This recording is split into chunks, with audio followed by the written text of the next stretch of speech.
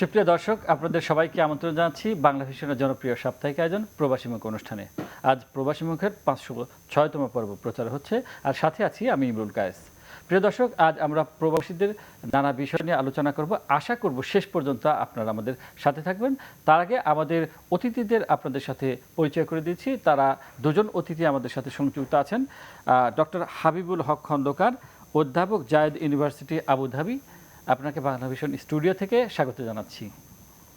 আমাদের সাথে আরেকজন সংযুক্ত আছেন doctor Mahfuzur Rahman, senior lecturer, University of Malaya, Malaysia. আপনাকেও বাংলা ভিশন স্টুডিও থেকে স্বাগত জানাচ্ছি। প্রিয় দর্শক, আর কথা না বাড়িয়ে আমরা সরাসরি আলোচনায় চলে যেতে চাই। আমরা আমাদের অতিথিদের কাছ থেকে শুনতে চাই। আমরা প্রথমেই ডক্টর মাহফুজুর রহমান, আপনার কাছে জানতে চাইবো যে আপনি তো মালয়েশিয়া আছেন, তো আমরা এখন দেখতে পাচ্ছি যে মালয়েশিয়া প্রচুর দর্শক রয়েছেন, সেখানে অনেকে সেখানকার বিশ্ববিদ্যালয়ে শিক্ষকতা করছেন, যেমন আপনি নিজেও শিক্ষকতা করছেন। তো মালয়েশিয়া যেতে হলে শিক্ষার্থীদের জন্য কি কি কি করতে হবে, বা কি দরকার, বা কি প্রয়োজনীয় পদক্ষেপ নিতে হবে, সে বিষয়ে আপনার কাছে জানতে চাই। আসলেই আপনি যদি লক্ষ্য করেন যে গত ১০-১৫ বছরে মালয়েশিয়াতে এই যে স্টুডেন্টের ইনফ্লোটা বাংলাদেশ থেকে বেশ বেড়েছে। তার বেশ কিছু কারণ আমার কাছে মনে হয়েছে।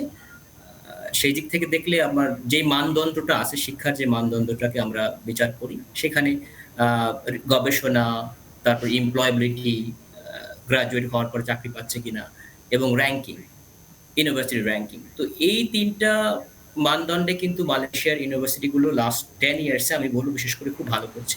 সেটা টাইমস হায়ার র্যাঙ্কিং এ বলেন বা কিউএস র্যাঙ্কিং এ, তারা বেশ ভালো করছে। তো সেই জায়গা থেকে মালয়েশিয়াতে যাওয়ার প্রতি বাংলাদেশি স্টুডেন্টদের একটা ইচ্ছা আমি দেখলাম, বা ফ্লো বেশ খুব বেশি আকারে আসছে, আমরা দেখতে পাচ্ছি।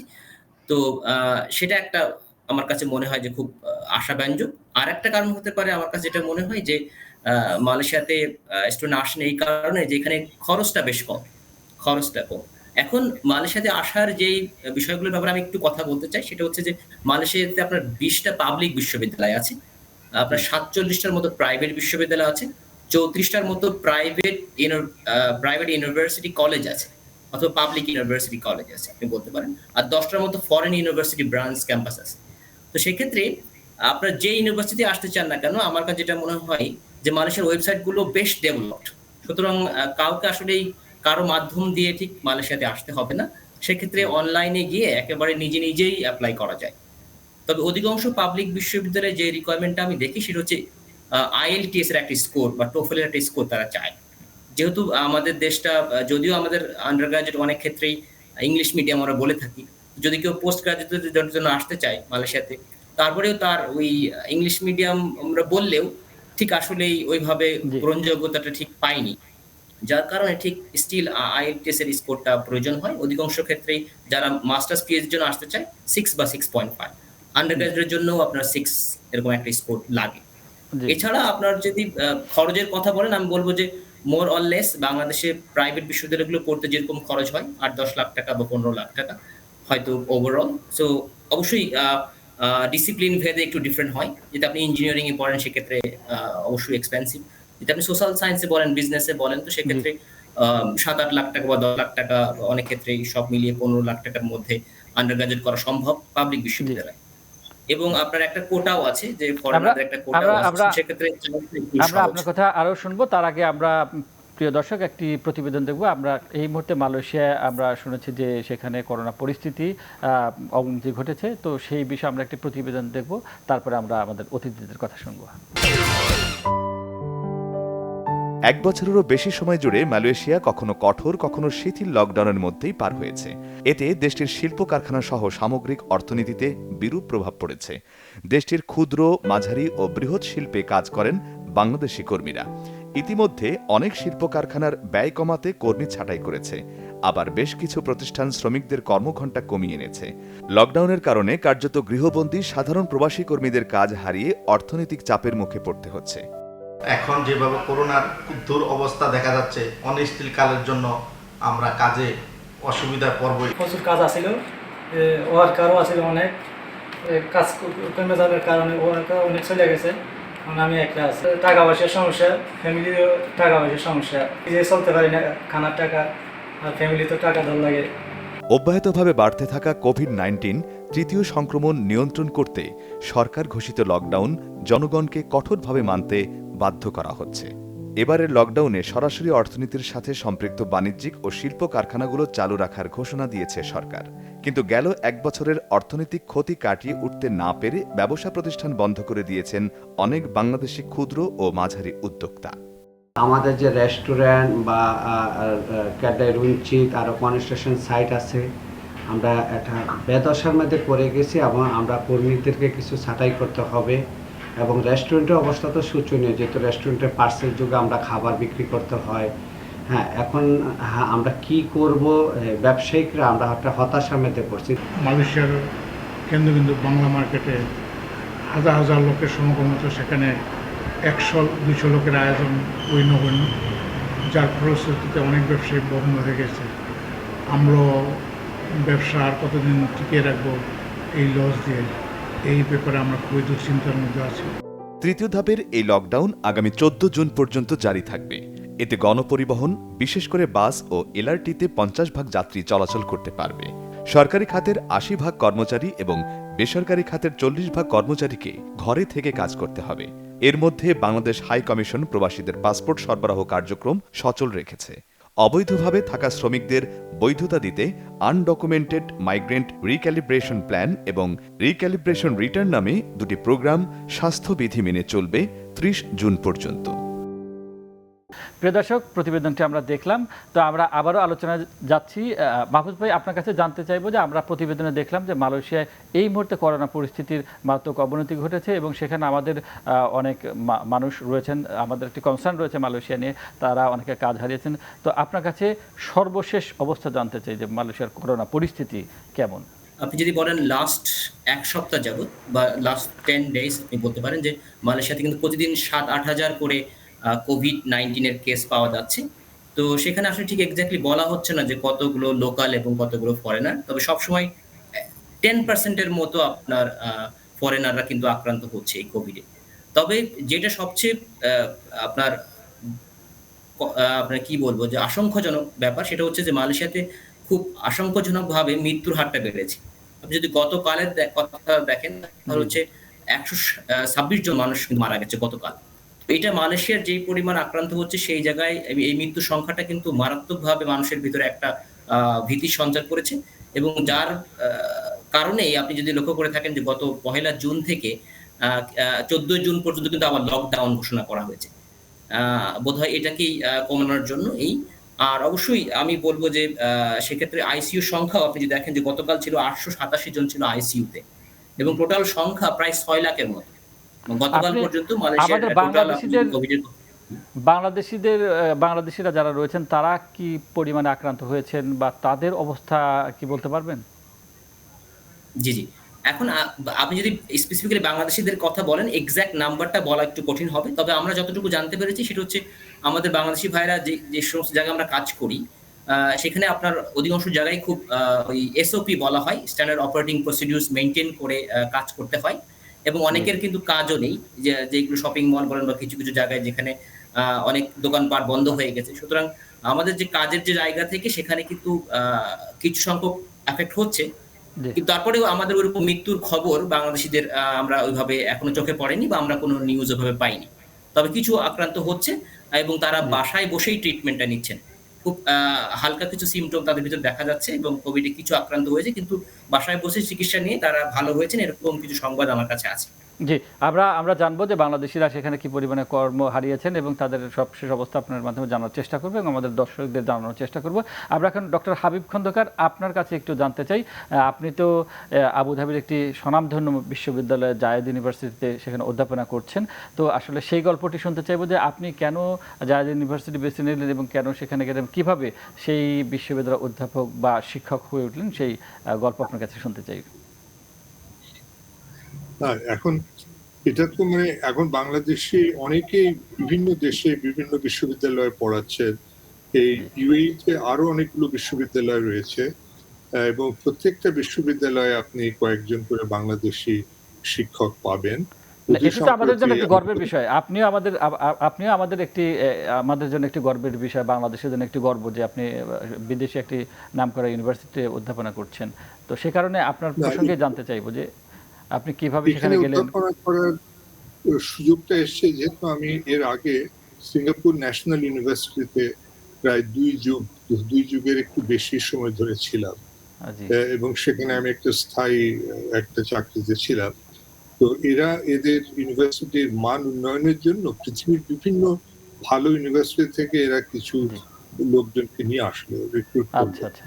তো সেই সুবাদে তারা সিঙ্গাপুর থেকে কয়েকজনকে নিয়ে এসেছিল, আমি সেভাবে এসছি আর কি। হুম। যেটা আমার আগের বক্তা বললেন, প্রত্যেক দেশে এখন বিশ্ববিদ্যালয়ের মানটাকে তারা সামনের দিকে নিয়ে যেতে চান। তারা একটা জায়গায় অবস্থিত থাকতে চান না। তারা চান এগিয়ে যেতে, আরো মানটা যেন বাড়ে। তো সেই বিশ্ববিদ্যালয়ের মান বাড়ানোর জন্য তারা এই পরিকল্পনা নিয়েছিল। বিভিন্ন দেশ থেকে কিছু লোকজনকে আনা সিনিয়র পজিশনে। আমি এখানে প্রফেসর হিসেবে জয়েন করি, তো সেটা আমার একটা প্রণোদনা ছিল। এবং আমি এখানে প্রায় 15 বছর ধরে এখানে আছি এই বিশ্ববিদ্যালয়ে। তো এখানেও শিক্ষার যে ব্যাপক একটা প্রসার ঘটছে, এখানেও সব মিলে প্রায় 70টা বিশ্ববিদ্যালয় রয়েছে, বিশ্ববিদ্যালয় বা উচ্চ শিক্ষা প্রতিষ্ঠান, এবং তার বেশিরভাগই হচ্ছে বিদেশি প্রাইভেট। প্রাইভেট না, স্থানীয় কিন্তু প্রাইভেট। এবং এর অনেকগুলো প্রতিষ্ঠান রয়েছে বিদেশি ইউনিভার্সিটির সাথে মিলিয়ে, হাত মিলিয়ে তারা চালাচ্ছে। এছাড়া আমার বিবেচনায় পৃথিবীর 3টে বিশিষ্ট বিশ্ববিদ্যালয়, 3টে প্রথম সারির 3টে বিশ্ববিদ্যালয়ের 3টি ব্রাঞ্চ এই দেশে রয়েছে। এগুলো কি সব প্রাইভেট বলতে আপনি যেটা বলছেন যে সেগুলো কি আবুধাবির লোকজন বা স্থানীয় যারা তারাই সেই প্রতিষ্ঠান গড়ে তুলেছে, নাকি বিদেশিরা প্রতিষ্ঠান গড়ে তুলেছে? আর সরকারি প্রতিষ্ঠান কি পরিমাণে আছে, কেমন আছে? না, এই যে প্রাইভেট ইউনিভার্সিটি গুলো বা প্রাইভেট কলেজগুলো, এগুলো কিন্তু যৌথ। এখানে বাইরে থেকে ইনভেস্টমেন্ট আসলে লোকাল পার্টনার নিতে হয়। তো সেই হিসেবে কিছু ফ্রি ট্রেড এরিয়াতে শুধু বিদেশি প্রতিষ্ঠান চলতে পারে। এইভাবে অনেকগুলো প্রতিষ্ঠান রয়েছে। তো সেগুলোতে কিন্তু অনেক বিদেশি ছাত্রছাত্রী আসে। আমাদের দেশের ছাত্রছাত্রীর এদিকে আসার প্রবণতা এখনো শুরু হয়নি। আমি এই প্রসঙ্গে আসতে চাচ্ছিলাম। হ্যাঁ, এই প্রসঙ্গেই আপনার কাছে জানতে চাচ্ছিলাম যে আমরা তো আসলে দেখি ইউরোপ আমেরিকার দিকে আমাদের দেশের শিক্ষার্থীদের ঝোঁক বেশি, ইভেন মালয়েশিয়ার দিকেও ঝোঁক বেশি, বা ইদানিং চীনের দিকে যাচ্ছে, অস্ট্রেলিয়া যাচ্ছে। কিন্তু সেটা আবুধাবি বা মধ্যপ্রাচ্যের দিকে যেটা যে প্রতিষ্ঠানগুলো আছে সেদিকে মুখী হচ্ছে না আমাদের শিক্ষার্থীরা। এর কারণ কি বলে মনে করেন? এটা খুবই খুবই গুরুত্বপূর্ণ এবং ভালো প্রশ্ন। একটা হচ্ছে ব্র্যান্ডিং। কারণ প্রত্যেকে একটা ব্র্যান্ডিং চায় যে আমি আমেরিকাতে পড়তে যাচ্ছি, তো আমেরিকাতে আমি যদি খুবই একটা নগণ্য কলেজেও পড়ি, আমি সেই কলেজের নামটা উজ্জ্বল রেখে বলতে পারি আমি আমেরিকা থেকে পড়ে এসেছি। এবং আমাদের দেশে কিন্তু সেই কদরটা দেওয়া হয়।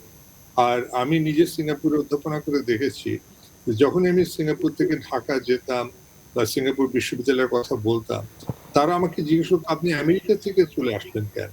মানে ওদের কাছে সিঙ্গাপুর যে একটা উন্নত মানের বিশ্ববিদ্যালয় ছিল বা এখনো আছে, পৃথিবীর 25টা 30টা বিশ্ববিদ্যালয়ের মধ্যে একটা, এটা তারা গ্রহণ করতে রাজি হতো না। তারা ভাবতো যে বিশ্ববিদ্যালয় মানেই আমেরিকা, বিশ্ববিদ্যালয় মানেই বিলাত এবং অস্ট্রেলিয়া। তো এই স্টিরিওটাইপটা কাটাতে সময় লাগবে। তো ইউএইতে আমি বলবো যে বিশেষ যে বিশ্ববিদ্যালয়গুলো, যেমন নিউ ইয়র্ক ইউনিভার্সিটি, এখানে ভর্তির মান অত্যন্ত কঠিন, অত্যন্ত উপরের দিকে। মানে নিউ ইয়র্ক ইউনিভার্সিটি নিউ ইয়র্কের থেকেও নিউ ইয়র্ক ইউনিভার্সিটি আবুধাবিতে ভর্তি হওয়াটা কঠিন। সেটা কি এই কারণে, মানে কঠিন কি এই কারণে যে নিউ ইয়র্ক ইউনিভার্সিটি অর্থাৎ আমেরিকার একটা রাজ্যের নাম জড়িত আছে, সেই কারণে? মানে পশ্চিমা একটা ভাবধারা বা এটা বিশ্বের একটা অন্যতম ইউনিভার্সিটি। মানে আমি মানে দায়িত্ব নিয়ে বলছি, বিশ্বের অন্যতম ইউনিভার্সিটি। এ কারণে যে অনেক গুণী জ্ঞানী ব্যক্তি এখানে পড়ান, কিন্তু এখানে ভর্তির শর্ত হচ্ছে কম্পিটিটিভ পরীক্ষা দিয়ে ভর্তি হতে হবে এবং তার এসএটি স্কোর ইত্যাদি মানে আকাশচুম্বী হতে হবে। তো সেই হিসেবে এখানে আমি যারা পড়তে আসছেন দেখছি, বিশেষ করে চায়না থেকে অনেকে আসছেন, ইন্ডিয়া থেকে অনেকে আসছেন এবং আমেরিকা থেকে অনেকে আসছেন। তো এই প্রতিযোগিতায় আমরা যোগ দিচ্ছি না, কিন্তু যোগ দেওয়া উচিত বলে আমি মনে করি, কারণ আমাদের কিন্তু এর মধ্যে কি মানে আরেকটা কারণ আপনি বলবেন কিনা যে ইউএই গভর্নমেন্টের পক্ষ থেকে যে উৎসাহ দেওয়া দরকার বা যে প্রণোদনা দেওয়া দরকার বা আন্তর্জাতিক শিক্ষার্থীদের উৎসাহিত করার জন্য তাদের দেশে যে ধরনের ব্যবস্থা নেওয়া দরকার, সেখানে কোনো ঘাটতি আছে? না, আমরা তো এখানে কোনো ঘাটতি নেই, কারণ এই যে শিক্ষা ক্ষেত্রে যে ধরনের বিজ্ঞাপন বা প্রণোদনা দেওয়া হয়, এটা যারা শিক্ষা জগতে আছেন তারা এটা জানেন। তারা ওয়েবসাইটে গিয়ে দেখতে পারেন, যেখানে মাজদার ইনস্টিটিউট, যারা এর তৈরি হলো এমআইটির সাহায্যে, এমআইটি এসে এখানে এটা স্ট্যাবলিশ করলো, এমআইটির অধ্যাপকরা আসলো এবং ওরা নিয়ম করলো যে এমআইটিতে যে ভর্তির যে ক্রাইটেরিয়া, সেই একই ক্রাইটেরিয়া এখানে বলবৎ থাকবে। কিন্তু আমাদের দেশের ছেলেমেয়েরা এই খবরগুলো সঠিকভাবে পাচ্ছে কিনা এটা একটা সমস্যা, এবং তারা ওয়েবসাইটে গেলে এটা দেখতে পাবে। শুধু গ্র্যাজুয়েট এডুকেশন দেওয়া হয় এখানে। আর এনওয়াইউতে আমি যেটা বলছি যে পৃথিবীর বিভিন্ন দেশের ছেলেমেয়েরা ইথিওপিয়া থেকে আসছে, চায়না থেকে আসছে, এবং ওই যোগ্যতা অর্জন করে তারা এখানে ভর্তি হচ্ছে এবং সম্পূর্ণ স্কলারশিপে তারা পড়তে পারছে। তো সেটা একটা বিরাট সুযোগ, একটা সুবর্ণ সুযোগ, যেটা আমরা অনেকে হয়তো তথ্যের অভাবে আমরা পাচ্ছি না। তাছাড়া না, আমাদের শিক্ষার্থীরা তো প্রচুর পরিমাণে মালয়েশিয়াতেও যাচ্ছে। তা আমার প্রশ্নটি হচ্ছে যে ইউএই এবং মালয়েশিয়া একই ধরনের অর্থনীতি, প্রায় কাছাকাছি অর্থনীতির দেশ, এবং শিক্ষাগত ব্যবস্থা আপনি যেভাবে বলছেন যে মোটামুটি কাছাকাছি ধরনের, কিন্তু শিক্ষার্থীরা দেখছে যে মালয়েশিয়ায় যে পরিমাণ যাচ্ছে, বাট ইউএইতে সেইভাবে যাচ্ছে না। তো নিশ্চয়ই এর ভেতরে কিছু কারণ রয়েছে। যেমন মালয়েশিয়ানরা কিন্তু এখানে এসব প্রচার প্রচারণা চালায়, বা অন্যান্য পশ্চিমা দেশগুলো বাংলাদেশে এসে প্রচার প্রচারণা চালায়, কিন্তু আমরা কখনোই দেখি নাই যে ইউএই সে ধরনের এখানে বাংলাদেশে প্রচার প্রচারণা আছে, বা তার যে প্রাইভেট বিশ্ববিদ্যালয়গুলো রয়েছে তারা এখানে এসে প্রচার প্রচারণা চালাচ্ছে। এ ধরনের কিন্তু আমরা দেখি না। একটা সঠিক কথা, কিন্তু এখানে আমি যেটা, যে ফরাসি যে বিশ্ববিদ্যালয়টা রয়েছে, মানে সোবন বিশ্ববিদ্যালয়, ফ্রান্সের একটা অন্যতম প্রতিষ্ঠান প্যারিস, সোবন। সেই সোবন ফ্রান্সের বাইরে পৃথিবীতে আর একটা ক্যাম্পাস আছে, সেটা আবুধাবিতে, এবং এখানে ব্যাপক ছেলে মেয়ে আসছে লেবানন থেকে, বা যারা একটু ফরাসি ঘেঁষা মধ্যপ্রাচ্যের দেশ, সেখান থেকে তারা এখানে পড়তে আসছে। স্থানীয় ছেলে মেয়েরা অনেকে এখানে পড়ছে। আরেকটা সমস্যা হচ্ছে যে এই বিশ্ববিদ্যালয়গুলোর বেতন, টিউশন অনেক হাই। যেমন এখানে ইনসিয়েট রয়েছে। ইনসিয়েট, আমার সাথে যিনি আছেন ভদ্রলোক মাহফুজ সাহেব জানবেন যে এটা বিজনেস স্কুলে, এটা হচ্ছে হার্ভার্ড। ইনসিয়েটের পৃথিবীতে 3টে ব্রাঞ্চ আছে, প্যারিসে, সিঙ্গাপুরে আর আবুধাবিতে।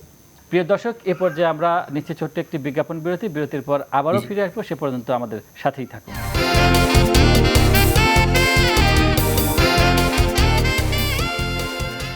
প্রিয় দর্শক, বিজ্ঞাপন বিরতির পর আপনাদের আবারও স্বাগত জানাচ্ছি প্রবাসী মুখ অনুষ্ঠানে। মাহফুজ ভাই, আপনার সাথে আমরা কথা বলছিলাম। আমরা এবারে আমাদের বাংলাদেশি যারা রয়েছেন, আমরা জানি যে মালয়েশিয়া হচ্ছে আমাদের বাংলাদেশের জন্য বড় একটি শ্রম বাজার। সেখানে অনেক মানুষ রয়েছেন, বৈধ অবৈধ মিলে অনেক মানুষ এই মুহূর্তে মালয়েশিয়ায় রয়েছেন। তো এই করোনাকালে, এবং আমরা জানি আপনি যেটি বলছিলেন এবং আমাদের প্রতিবেদনে যেটা আমরা দেখেছি যে করোনার সংখ্যা বাড়ছে, আক্রান্তের সংখ্যা বাড়ছে, করোনার যে বিধ্বংসী রূপ সেটি আমরা মালয়েশিয়ায় দেখছি। তো সেই করোনার কারণে কিভাবে মালয়েশিয়ায় যেসব বাংলাদেশি রয়েছেন তারা ক্ষতিগ্রস্ত হয়েছেন, সেই কথাগুলো আপনার কাছে জানতে চাইব। জি জি, আপনি যদি আমাদের যারা প্রবাসী ভাইরা আমরা যারা আছি, বা প্রবাসী যারা আমরা মালয়েশিয়াতে আছি, আমাদের কিন্তু কয়েকটা শ্রেণী রয়েছে। আপনি যদি দেখেন যে সেক্টর ওয়াইজ, অনেকে ম্যানুফ্যাকচারিং ইন্ডাস্ট্রিতে কাজ করতেছে, কেউ কনস্ট্রাকশনে করছে, কেউ প্ল্যান্টেশনে, কেউ বা সার্ভিস সেক্টরে। কিন্তু আপনি যদি ওভারঅল বলেন, করোনার কারণে সবগুলো ইন্ডাস্ট্রি কিন্তু তাদের মানে প্রসারটা কমিয়েছে, তাদের কাজের পরিধিটা কমিয়েছে। কারণ একটা হচ্ছে চাহিদার কম, একটা, আর দ্বিতীয় হচ্ছে গভর্নমেন্টের কিছু এসওপি আছে, আপনার স্ট্যান্ডার্ড অপারেটিং প্রসিডিউরস, যে এত পরিমাণ শ্রমিক একসাথে কাজ করতে পারবে না। সেই জায়গা থেকে কিন্তু অনেক ইন্ডাস্ট্রি আপনার ছাঁটাই করতে বাধ্য হয়েছে। যদিও আপনি যদি মালয়েশিয়ান এমপ্লয়ার্স ফেডারেশন বলে, যেটা MEF বলে, ওনারা বলছেন যে 2020 সালে প্রায় 40,000 মতো শ্রমিকের শর্টেজ ছিল এই 4টা ইন্ডাস্ট্রিতে টোটাল মিলে। কিন্তু সেক্ষেত্রে কিন্তু ওই শ্রমিকটা, ওই সংখ্যক শ্রমিক কিন্তু ছিল না, বা কাজ পাচ্ছিলেন না। কয়েকটা কারণ হতে পারে। একটা হচ্ছে, আপনি যদি একটু লক্ষ্য করেন যে অনেকেই কিন্তু দেশে ফিরে যারা গিয়েছিলেন তারা আসতে পারছিলেন না, এটা একটা ব্যাপার। তবে যারা এখানে আছেন তারা ওই এসওপির কারণে কাজ করতে পারছিলেন না। আবার কিছু রিকোয়ারমেন্ট দেওয়া হয়েছিল, যেমন করোনা টেস্ট করতে হবে তাদেরকে, করোনার সার্টিফিকেট থাকতে হবে। তো আমাদের বাংলাদেশ শ্রমিকের যারা বিশেষ করে লো স্কিল তাদের বিরাট একটা অংশ আপনার কাগজপত্র নেই, যেটা আমরা বলি সহজ বাংলায়, মানে আপনার কাজের পারমিশন নেই, ইললিগাল এটা আমরা যেটা বলি। তো তারা ভয়ে অনেকেই এই কোভিড টেস্ট করতে চাননি, মানে তারা গেলে হয়তো তাদেরকে ধরা হবে বা আচ্ছা, এরকম একটা ভয় আতঙ্ক তাদের ভিতরে কাজ করতো। সুতরাং এই কোভিড টেস্ট এর রেজাল্টটা না থাকার কারণে বা সার্টিফিকেট না থাকার কারণে অনেকেই কিন্তু কাজ করতে পারেনি। তবে কয়েকটা সেক্টরে আমি কথা বলে দেখলাম, সেটা হচ্ছে প্ল্যান্টেশন, যেমন যেটা পাম বাগান আমরা যেটা বলি, সেখানে কিন্তু কাজের আরো বেড়েছে, কাজের সম্ভাবনা কিন্তু আরো বেড়েছে, কারণ শ্রমিকের একটা শর্টেজ দেখার কারণে একটা কাজের একটা ডিমান্ড বেড়েছে এবং অনেকেই একাধিক কাজ করে। তবে যারা শহরে থাকেন, আমি যেটা বলি, যারা কুয়ালালামপুরে বা বিভিন্ন সিটিতে থাকেন এবং বিভিন্ন ধরনের সার্ভিসের সাথে জড়িত, যেমন শপিং মলের সাথে জড়িত বা কনস্ট্রাকশন যেগুলো শহরে হচ্ছে, সেইগুলোতে সাথে যারা জড়িত বা যারা বিভিন্ন রেস্টুরেন্টের সাথে জড়িত, সেই সেক্টরগুলোতে আমি বলবো আমাদের যে সমস্ত ভাইরা কাজ করেন তাদের আসলেই জব অনেকে হারিয়েছেন, বা আমি বলবো সার্বিকভাবে তাদের কিছুটা কষ্টে আছেন। আপনারা কি জানতে পেরেছেন যে যারা কাজ হারিয়েছেন, যেসব প্রবাসী শ্রমিক, তার মধ্যে বাংলাদেশিদের সংখ্যা কেমন, কি পরিমাণে কাজ হারিয়েছেন, সেটা কি জানা সম্ভব হয়েছে? এই সংখ্যাটা আসলে এক্সাক্ট নাম্বার পাওয়া সম্ভব হয়নি, তবে আমরা যেটা দেখলাম ফরেনারদের যেই পার্সেন্টেজ তারা বলছে, সেটা ইন্দোনেশিয়া, বাংলাদেশ এবং এটা মিলিয়ে সেটা হচ্ছে 5 to 10%। আচ্ছা, 5 to 10% এটা এমপ্লয়িজ তারা কাজ হারিয়েছেন। কিন্তু এটা আপনার ওভারঅল, এটা আপনি সেটা মালয়েশিয়ান, ইন্দোনেশিয়ান, ভিয়েতনাম এগুলো সব মিলিয়ে, কিন্তু এক্স্যাক্টলি বাংলাদেশিদের নাম্বারটা আসলে আমরা কোনো স্ট্যাটিস্টিক্স পাইনি, আমি পাইনি অ্যাট লিস্ট। জি। আর অনেকে আসলে কাগজপত্র ঠিক না থাকার কারণে এক্সাক্ট হিসাবটা জি। হয়তো দূতাবাসের পক্ষ থেকে করা সম্ভব না। যাই হোক, আমরা ডক্টর হাবিব খন্দকার, আপনি তো শুনছিলেন মাহফুজুর রহমানের কথা, মালয়েশিয়ার অবস্থার কথা শুনছিলেন। তো ইউএই তো আমাদের জন্য একটি বড় বাজার, বড় শ্রম বাজার, সেখানে আমাদের অনেক জনশক্তি রয়েছেন। সেখানকার কি অবস্থা, এই করোনার কারণে সেখানকার কি অবস্থা শ্রমিকদের? প্রথম পর্যায়ে অনেকে অনুমান করছিলেন যে এখান থেকে ব্যাপকভাবে বাঙালিরা চাকরিচ্যুত হবেন ইত্যাদি, এবং আমার মনে আছে সে সময় আমি আপনাদের প্রতিনিধি জাহাঙ্গীর সাহেব, তাকে একটা ইন্টারভিউ দিয়েছিলাম, এবং আমার ভবিষ্যৎবাণী ছিল যে সে পরিমাণ চাকুরি এখানে হারাবেন না। চাকরি হারিয়েছেন, আমাদের ধরেন 7 লক্ষ প্রবাসী এখানে আছেন বাংলাদেশি, 7 লক্ষর মধ্যে 30-40 হাজার হয়তো হারিয়েছিলেন, কিন্তু তার অনেকে আবার ফিরে এসছে। তারা শ্রমিক হিসেবে আসতে পারেনি, তারা ভিজিট ভিসা যেটা চালু হয়েছে, সেই ভিজিট ভিসা নিয়ে তারা এখানে এসছে।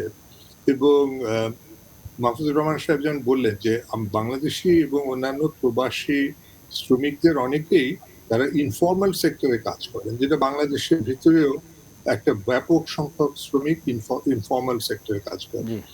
তো ইনফর্মাল সেক্টরে ওনাদের সঠিক তথ্য জানা যায় না, কিন্তু এই যে ভিজিট ভিসা নিয়ে এসে এখানে থাকছেন, কাজ করছেন, এটা কিন্তু বাংলাদেশের জন্য সুবিধা হচ্ছে। মানে তারা যে রেমিটেন্সের ঘাটতি কিন্তু হয়নি, রেমিটেন্স পাওয়া যাবে না, রেমিটেন্স বন্ধ হবে, এই ধরনের কিছু মানে নেগেটিভ প্রচারণা চালানো হয়েছিল, বা এই ধরনের একটা পেসিমিজম আমাদের প্রথম দিকে ছিল। বড় করোনা কালে আমরা দেখেছি যে 2020 সালে যখন করোনা শুরু হয়েছে, তারপর থেকে কিন্তু আমরা রেমিটেন্সের প্রভাব একটু বেশিই দেখেছি, যে রেমিটেন্স দেশে এসেছে। এবং এটা আমার কিন্তু পুরনো আপনারা ভিডিও ফুটেজ দেখবেন যে আমি কিন্তু এটা বলেছিলাম যে যতটা ভয় পাওয়া যাচ্ছে, এবং এর একটা প্রধান কারণ হচ্ছে বাংলাদেশি যারা এখানে কাজ করতে আসে তারা অত্যন্ত কর্মঠ, অত্যন্ত রেজিলিয়েন্ট। মানে তারা আমাদের দেশে ঝড়, বন্যা, সাইক্লোন মাথায় নিয়ে আমরা বড় হই, এই কোভিডকেও তারা এতটা গুরুত্ব সহকারে দেখছেন না, তারা নিরাপত্তা বজায় রেখে চলছেন, কিন্তু তারা ওভাবে ভেঙে পড়ছে না যে কোভিড আমরা এখন লুকিয়ে থাকি, তা না। তারা বাইরে আসছেন, কাজ করছেন, এই যে কর্মঠ একটা জাতি, তো তাদেরকে মানে দাবায় রাখতে পারবে। হাবিব খন্দকার, আপনার রেমিটেন্স প্রসঙ্গে একটি বিষয় জানতে চাই, যে আপনি বলছিলেন যে রেমিটেন্সের প্রভাব বেড়েছে এবং আমরা সেটা দেখেছি যে করোনাকালে বেড়েছে, কিন্তু অনেকেই বলার চেষ্টা করছেন যে আসলে এই মুহূর্তে যারা বিদেশে রয়েছেন বা প্রবাসী যারা রয়েছেন, তারা একটা অনিশ্চয়তা থেকে যে ভবিষ্যতে কী পরিস্থিতি হয়, এই চিন্তা থেকে তারা আসলে বেশি করে তাদের যে জমানো অর্থ ছিল বা তারা যে অর্থ করি সেখানে উপার্জন করছেন, সেটি বেশি করে দেশে পাঠানোর চেষ্টা করছেন, সে কারণে আমাদের রেমিটেন্স প্রভাব বেড়েছে। আসলেই কি তাই? সেটা প্রথম দিকে প্রথম 1 মাস বা 2 মাস হয়তো এটা হতে পারে, কিন্তু এখনো আমরা যে অব্যাহত রেমিটেন্স দেখছি তার কারণ হচ্ছে প্রচুর বাঙালি আসছেন, বাংলাদেশে আসছেন ভিজিট ভিসা নিয়ে, তারা বিভিন্ন জায়গায় ইনফর্মালি বা ফর্মালি কাজ করছেন। আর দ্বিতীয় বিষয় যেটা বাংলাদেশে খুব একটা প্রচারিত হচ্ছে না, সেটা হচ্ছে যে আপনি জি। এখানে বাংলাদেশের যে বিভিন্ন নেটওয়ার্ক আছে, হোয়াটসঅ্যাপ গ্রুপ, আমি তাদের সদস্য। এইখানে আমি লক্ষ্য করি যে প্রত্যেক দিনই বাংলাদেশে নতুন নতুন ব্যবসা প্রতিষ্ঠান গড়ে উঠছে। এবং আমি সম্প্রতি জানতে পেরেছি যে পুরো ইউএইতে প্রায় 20,000 বাংলাদেশি স্মল এবং মিডিয়াম সাইজ আচ্ছা, এন্টারপ্রাইজ হচ্ছে, আচ্ছা। 20,000, এবং বাংলাদেশি ওন। এটা কিন্তু একটা বিশাল ব্যাপার। তো কি মানে ধরনের একসময় কি ধরনের ব্যবসা তারা করছেন? আমি আপনাকে বলি, একসময় যারা শ্রমিক ছিল, আমি আমি ব্যক্তিগতভাবে কয়েকজনকে আচ্ছা, চিনি যারা মেইনটেনেন্স এর কাজ করত। হঠাৎ তারা বললেন আর মেইনটেনেন্স এর কাজ না, আমি একটা পার্টনার পেয়েছি, এখন আমি একটা পার্টস এর দোকান দেবো, ইলেকট্রিক্যাল আচ্ছা। পার্টস, বিভিন্ন ধরনের দোকান, যে এসব সরঞ্জাম তারা বিক্রি করছে। তো আমার চোখের সামনে আমি দেখছি একজন শ্রমিক থেকে একটা ক্ষুদ্র ব্যবসায়ীতে পরিণত হলো, এবং তার যে স্কিল তিনি অর্জন করেছেন সেটা তিনি ব্যবসাতে বিনিয়োগ করছেন। এভাবে 20,000 যে ব্যবসা প্রতিষ্ঠান বাংলাদেশে, বা তার বেশি হবে, আমি 20,000 কনজারভেটিভ আচ্ছা। একটা এস্টিমেট। তো সেখানে কিন্তু ভিজিট ভিসা নিয়ে অনেকে এসে কাজ করছে। তারা আগে নেপাল থেকে বা অন্যান্য দেশ যেখানে ভিসা মুক্ত ছিল তারা আসতো, কিন্তু এখন তো পুরো সাউথ ইস্ট এশিয়াতে মোটামুটি ভিসা দেওয়া বন্ধ এই কোভিড জনিত কারণে। জি, কিন্তু বাংলাদেশের সাথে অনেক সময় যে ফ্লাইট চালু হচ্ছে আবার বন্ধ হচ্ছে, প্রচুর পরিমাণ বাংলাদেশি এসছেন গত কয়েক মাসে হুম, হুম, ভিজিট জি, জি। ভিসা, এবং তারা এইসব প্রতিষ্ঠানে কাজ পাচ্ছে। তো কারণ ইউএইতে তো আপনার কোভিড পরিস্থিতির যে প্রধান যে উত্তরণের উপায় সেটা হচ্ছে ভ্যাকসিনেশন। আচ্ছা। এখানে আমি এখন হিসাব করে দেখলাম 40 না, এখানে প্রায় 60% ভ্যাকসিনেশন হয়ে গেছে। এরই মধ্যে হয়ে গেছে? হ্যাঁ, এখানকার জনসংখ্যা 10 মিলিয়ন আমরা ধরি। আচ্ছা। এখানকার এই পর্যন্ত ভ্যাকসিনেশন হয়েছে 13 মিলিয়নের কাছাকাছি, 12 মিলিয়নের বেশি। তো সেখানে আমাদের বাংলাদেশিরা কি দুর্যোগ সুযোগ পাচ্ছেন? প্রবাসী বাংলাদেশি যারা রয়েছেন, আপনারা যারা এখানে রয়েছেন, যারা শ্রমিক যখন রয়েছেন তারা? ভ্যাকসিনেশন শুরু হলো, বা প্রথমে যখন কারো রোগ হচ্ছে কিনা এই নির্ণয় করা শুরু হলো, তারা বলে দিল যে আপনার কাগজ থাকুক বা কাগজ না থাকুক, আপনি অবশ্যই আসবেন। কারণ এটা হচ্ছে পাবলিক হেলথ ইস্যুতে কাগজ থাকা না থাকা কিছু আসা যায় না। বিষয় না, হ্যাঁ। তো এটা খুব সহজভাবে এই জিনিসটা এরা বুঝতে পারলো, এবং তারা প্রত্যেকেই টেস্ট করার সুযোগ দিল, এবং চিকিৎসা যাদের দরকার চিকিৎসার সুযোগ দিল। এবং এখানকার চিকিৎসার যে ইনফ্রাস্ট্রাকচার সেটা উন্নত যে কোনো দেশের সমান, ডক্টর সিঙ্গাপুরের ডক্টর হাবিব সমসাময়িক। খন্দকার, আমরা বুঝতে পেরেছি যে আসলে সরকার একটি মানে যে ব্যবস্থা নিয়েছে সেই কারণেই সব মানুষকে তারা টিকার আওতায় আনার চেষ্টা করছেন এবং একটা সফলও হয়েছেন।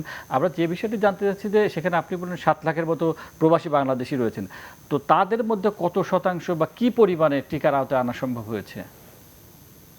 বাংলাদেশে আমাদের পরিচিত মহলে যাদেরই আমরা খবর পেয়েছি যাদের জি, কোভিড আক্রান্ত হয়েছে, তারা বেশিরভাগই সুস্থ হয়ে ফিরেছে, এবং অত্যন্ত মানে মানে কঠিন অবস্থা থেকে ফিরে এসছেন। 3 মাস একটানা হাসপাতালে থেকে আচ্ছা, ফিরে এসছেন এরকম আমাদের পরিচিতর মধ্যে রয়েছেন। দু একজন যে মৃত্যুবরণ করেননি তা না, তার মধ্যে আমরা এমনও জেনেছি যে যারা কোনো মাস্ক পরতেন না ইত্যাদি, বা এরকম মানে যে কিছুটা কোনো অসচেতন ছিলেন। পরিস্থিতিতে ক্যাজুয়ালিটি হবে, কিন্তু এমন ব্যাপকভাবে কোনো মৃত্যুর কথা আমরা শুনি। টিকা এখানে টিকা মৃত্যুর টিকা অত্যন্ত তার মানে কম। টিকাও কি দৈনিক সবাই নিতে পারছেন? 2 থেকে 4। প্রবাসী বাংলাদেশি যারা রয়েছেন টিকাও কি সবাই নিতে পারছেন? প্রত্যেককে টিকা দেওয়ার সুযোগ দেওয়া হচ্ছে, এবং আমার জানা মতে প্রত্যেকে যে টিকাটা নিয়ে আসছে, এবং এটা বিনামূল্যে দেওয়া হচ্ছে তাদেরকে। জি, এটা নিশ্চয়ই ভালো খবর। মাহফুজুর রহমান, আপনি তো শুনলেন যে ইউএইতে যেসব বাংলাদেশি রয়েছেন তারা প্রায় সবাই টিকা নেওয়ার সুযোগ পাচ্ছেন এবং একসময় হয়তো সবাই এর আওতায় চলে আসবেন। আপনার কাছে জানতে চাইবো যে মালয়েশিয়ায় কি টিকা দেওয়া শুরু হয়েছে কিনা এবং সেখানে বাংলাদেশিরা সুযোগ পাচ্ছেন কিনা, বিশেষ করে প্রবাসী বাংলাদেশি যারা আমাদের শ্রমিক ভাইরা রয়েছেন তারা সুযোগ পাচ্ছেন কিনা? জি, মালয়েশিয়াতে আপনি যদি দেখেন রিসেন্টলি আপনার টিকা দেওয়া মানে যে কর্মকাণ্ডটা শুরু হয়েছে, এবং সেখানে যেটা করা হয়েছে সেটা হচ্ছে আপনার এখানে মাই সেজেত্রা নামে একটা অ্যাপ আছে। সেখানে সবাইকে রেজিস্ট্রেশন করতে হয়েছে। আচ্ছা, তো সেই জায়গাতে আমার কাছে একটা মনে হয়, যদিও সরকার বলছে যে সবাইকে দেয়া হবে এবং বিনামূল্যে দেয়া হবে, সে লোকাল হোক বা ফরেনার হোক সবাই পাবে। এই ঘোষণাটা কিন্তু আছে। এখন একটা জিনিস আমি যেটা বললাম আপনাকে, একটা ভীতি মালয়েশিয়াতে সবসময় কাজ করে আচ্ছা। আমাদের ফরেনারদের ভেতরে, যে আমি যদি রেজিস্ট্রেশন করি তাহলে বোধহয় আমাকে ট্র্যাক করতে পারবে। বিশেষ করে যাদের কাগজপত্র নেই।